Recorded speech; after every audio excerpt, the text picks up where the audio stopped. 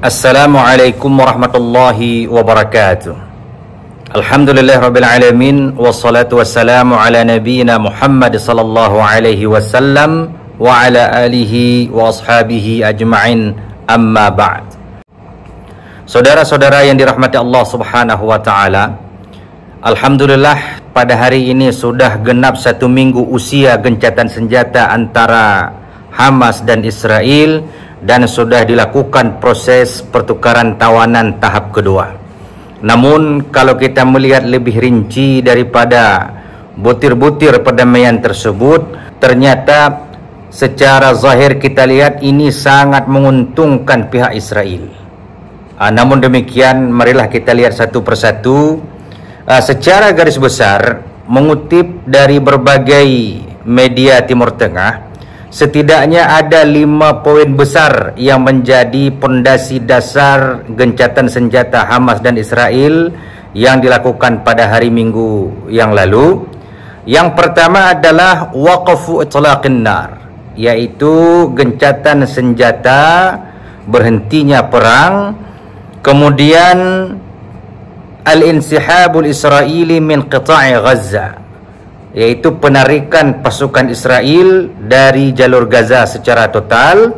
Kemudian audatun nazihina ma'a dhamani hurriyatil harakah, kembalinya para pengungsi Gaza ke tempat mereka dengan jaminan keamanan daripada proses kembalinya para pengungsi tersebut ke tempat tinggal mereka. Kemudian yang keempat, dukhulul musa'adatil insaniyah ilal qita', yaitu masuknya jalur bantuan kemanusiaan ke jalur Gaza, dan ditentukan 600 truk untuk membawa bantuan kemanusiaan itu diizinkan masuk ke jalur Gaza. Kemudian yang kelima, tabadulul asra bainal janibaini, yaitu pertukaran tawanan di antara kedua pihak. Inilah 5 pondasi dasar yang menjadi poin penting di dalam butir-butir kesepakatan antara Hamas dan Israel pada hari Minggu kemarin. Saudara-saudara yang dirahmati Allah Subhanahu wa taala, namun kalau kita cermati apa yang disampaikan oleh juru bicara IDF, Afiqai, yang dikutip dari situs resmi Angkatan Bersenjata Israel, di situ kita melihat seakan-akan butiran-butiran perdamaian itu sangat menguntungkan Israel dan sangat memberatkan pihak Hamas ataupun saudara-saudara kita di jalur Gaza, di mana jubir IDF menyampaikan pada awal-awal kesepakatan damai ini. Yang pertama, dia menyampaikan bina'an 'ala al-ittifaqi tabqa quwwatu jaysh ad-difa'i muntashiratan fi manatiqi muhaddadatin fi qita'i Gaza. Jadi meskipun kesepakatan ini terwujud, maka kekuatan militer Israel itu masih berhak berkeliaran ataupun berada di beberapa tempat yang terbatas di jalur Gaza. Jadi penarikannya itu tidak sepenuhnya, namun mereka masih bersikeras. Ada titik-titik ataupun wilayah-wilayah tertentu yang masih berada pasukan tentara Israel. Poin kedua disampaikan, yajibu adamul iqtirabi ila quwwati jaysh ad-difa'i fil mantiqah hatta isy'ar akhar. Al-iqtirabu ila al-quwwati yu'ridukum lil khatar. Jangan sekali-kali mendekati kekuatan militer dan pertahanan Israel sampai ada keadaan berikutnya. Mendekat dengan tentara Israel itu adalah bahaya yang sangat mematikan. Kemudian dia menyampaikan, la yazalu at-taharruku min janubi ila shimali qita'i Gaza aw nahwa tariq Netsarim khatiran fi daw'in anshitatin jaysh ad-difa' fil mantiqah. لحظة السماح بهذا التحرك سيتم إصدار بيان وتعليقات عن طرق الانتقال الآمنة.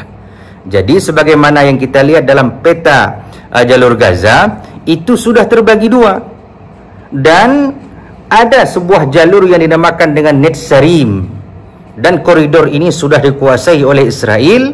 kalaulah penduduk Gaza dari utara menuju ke selatan ataupun sebaliknya, itu harus melintasi wilayah ataupun koridor Netsarim yang sudah dikuasai oleh IDF. Di sini mereka menyampaikan pergerakan rakyat Gaza dari utara ke selatan ataupun sebaliknya yang melalui Netsarim ini juga berbahaya apabila dilakukan pada waktu-waktu yang tidak disepakati ataupun yang tidak diizinkan oleh pihak Israel.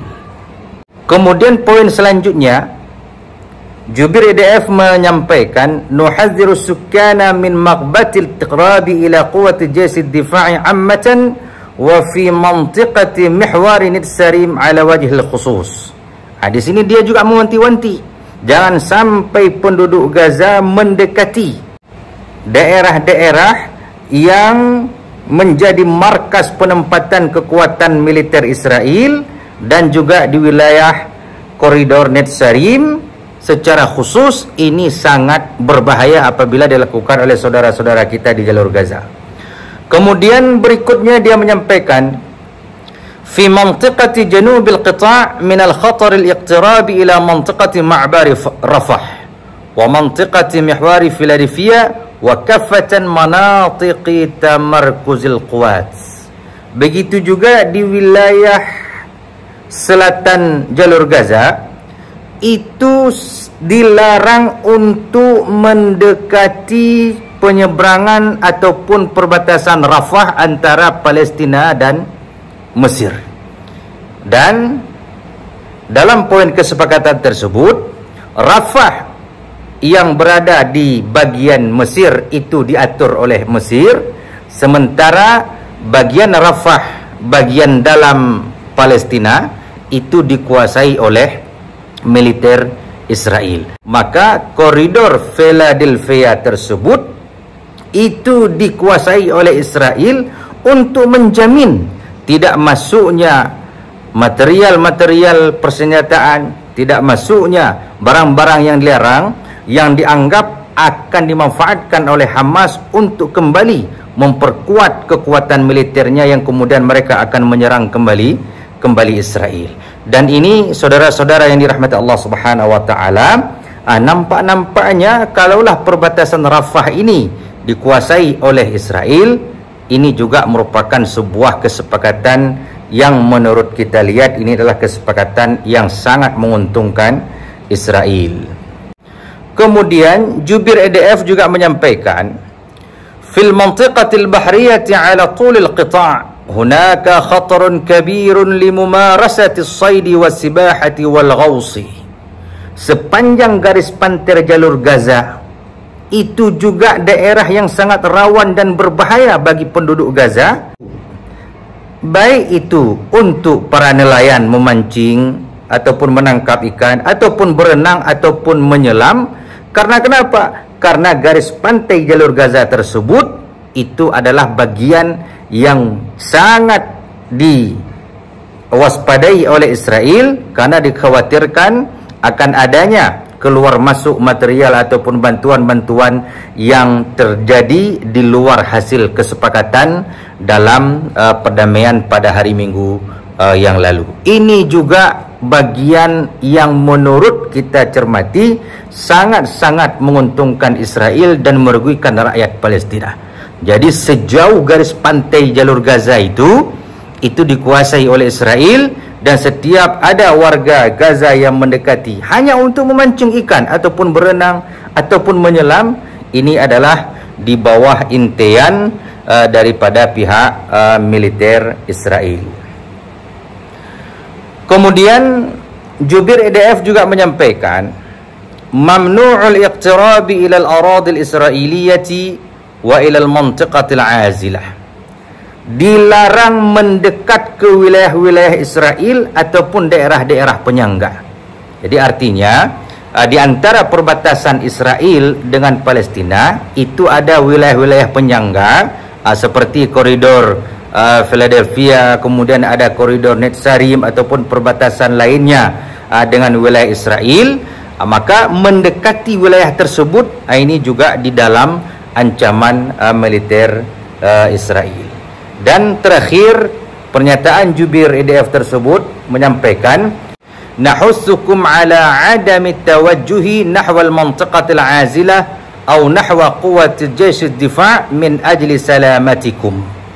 Maka kami mengingatkan seluruh penduduk Gaza untuk tidak mendekati tentara-tentara pertahanan Israel yang masih berada di wilayah-wilayah tertentu di jalur Gaza dan mendekati daerah-daerah penyangga ataupun koridor-koridor penyangga dengan perbatasan Israel min ajli salamatikum. Ini demi keselamatan kalian wahai penduduk Gaza. Maka saudara-saudara yang dirahmati Allah Subhanahu wa taala, kalau kita bandingkan antara 5 butir kesepakatan Hamas di awal pekan ini dengan pernyataan jubir EDF, seakan-akan memang sungguh sangat memberatkan saudara kita di jalur Gaza dan sangat menguntungkan pihak Israel. Maka bagaimanakah nasib perdamaian ataupun gencatan senjata ini pada hari-hari berikutnya?